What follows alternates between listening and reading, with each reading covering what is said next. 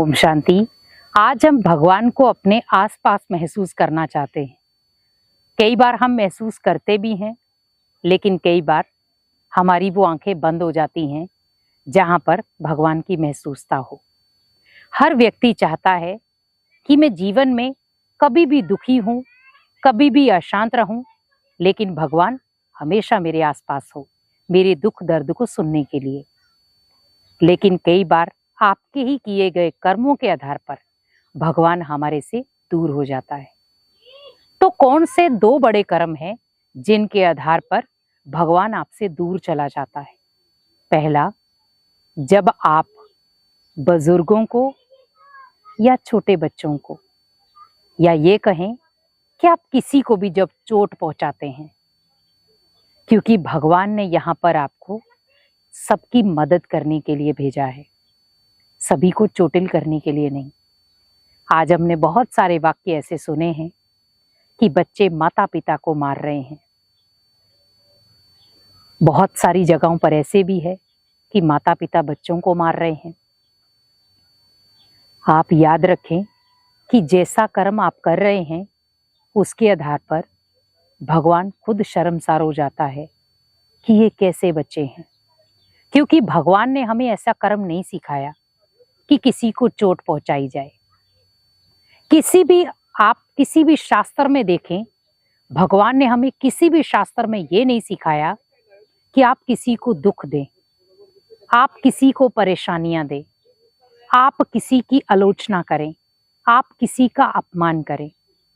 लेकिन हम फिर भी कर रहे हैं, क्योंकि जो भगवान ने नहीं किया, जो भगवान कराना नहीं चाहता, आज हम इंसान अपने अहंकार के कारण ये सब चीजें कर रहे हैं। आज अपने अहंकार को जिंदा रखने के लिए हम किसी के साथ भी गलत कर्म कर देते हैं, किसी के साथ उल्टे कर्म कर देते हैं। हम फिर कह देते हैं भगवान कौन सा देख रहा है, भगवान ने जो कर्मों की सजा देनी होगी मुझे दे देगा। हमें आज कर्मों की सजा का भी डर नहीं है। आप सोचिए कि हम इंसान ही अपने आप को भगवान समझकर बैठ गए कि जो हमें कर्मों का डर भी नहीं लग रहा। आज ऐसे भी इंसान हैं जो इतने गंदे कर्म कर रहे हैं कि सोचते भी हमें अंदर से होता है कि ये इंसान है भी या नहीं, क्योंकि इतने गलत कर्म तो जानवर भी नहीं करते। लेकिन आज इंसान भगवान की इतनी प्यारी रचना होते हुए भी आज बहुत सारे गलत कर्म कर रहे हैं। लेकिन याद रखें, आप 4 बार कर लेंगे दूसरे व्यक्ति के ऊपर, 5 बार परेशान कर लेंगे दूसरे व्यक्ति को, लेकिन 6ठी बार जब धर्मराज आपको परेशान करने में लगेगा तो वहां पर हमें उठने का भी मौका नहीं मिलेगा। क्योंकि जीवन में इंसान भले कितना भी तजुर्बे वाला बन जाए, कितना धनवान बन जाए, आज हम धन से अपने लिए हर सुख साधन खरीद सकते हैं। लेकिन अगर कहा जाए आपको धन से भगवान को खरीदना है, क्या आप खरीद सकते हैं? कहा जाए धन के आधार पर आपको शांति खरीदनी है, क्या आप खरीद सकते हैं? धन के आधार पर आपको सुख खरीदना है, क्या आप खरीद सकते हैं? नहीं। चंद घड़ियों तक या चंद दिनों तक आप उसे खरीद सकते हैं, लंबे समय तक नहीं। क्यों?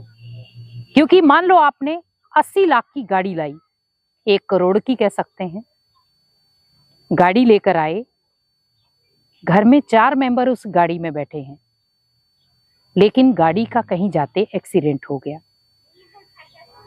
वो आपको गाड़ी का 1 करोड़ नहीं चुभेगा, लेकिन गाड़ी के अंदर जो मेंबर बैठे थे हमें उनका भी दर्द होगा। लेकिन आज सिचुएशन चेंज है। आज हमारे अंदर क्या हो रहा है, हम पहले गाड़ी को देखते हैं, अरे गाड़ी को स्क्रैच हो गई। हम अंदर बैठे इंसान को नहीं पूछेंगे आपको कहीं लगी तो नहीं, लेकिन हम किसको देख रहे हैं? पहले गाड़ी को, कि कहीं गाड़ी को कुछ तो नहीं हो गया।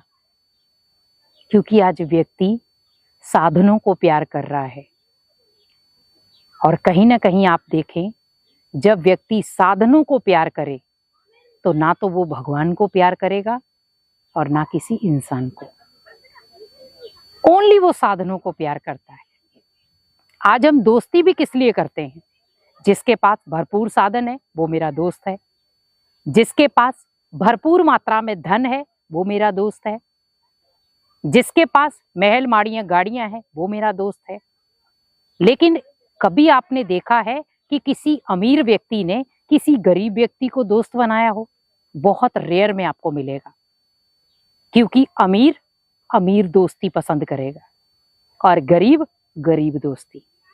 गरीब अमीर को दोस्त बना सकता है, लेकिन अमीर कभी गरीब को दोस्त नहीं बनाएगा, क्योंकि आज कहीं ना कहीं हमारी मानसिकता परिवर्तन हो रही है। भगवान ने यहाँ पर अमीरी गरीबी के आधार पर आपको नहीं देखा।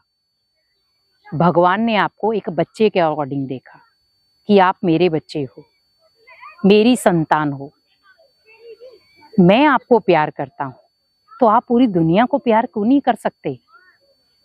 अगर भगवान निस्वार्थ भावना से आपसे प्यार से बातचीत कर सकता है, आपसे प्यार से संबंध निभा सकता है, तो आप क्यों नहीं? तो यहाँ पर जब आप अमीरी गरीबी को देखें तो वहां पर ही सोच लें कि भगवान आपसे कोसों दूर जा रहा है।